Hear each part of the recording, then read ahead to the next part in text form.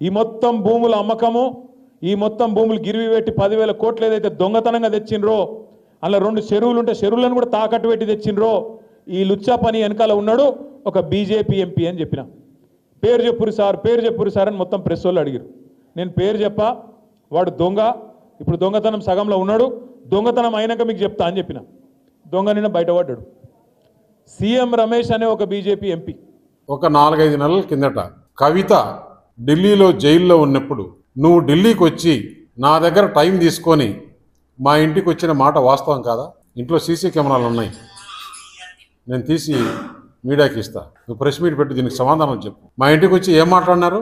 మేము చేసిన అవినీతి అన్నీ కూడా ఈడీ సిబిఐ లేకుంటే కవితను బయటికి వదిలేదానికి ఏర్పాటు చేయండి, మేము బీఆర్ఎస్ పార్టీ దేనికైనా సిద్ధం, బీజేపీలో మెర్జ్ చేయాలన్నా కానీ బీజేపీతో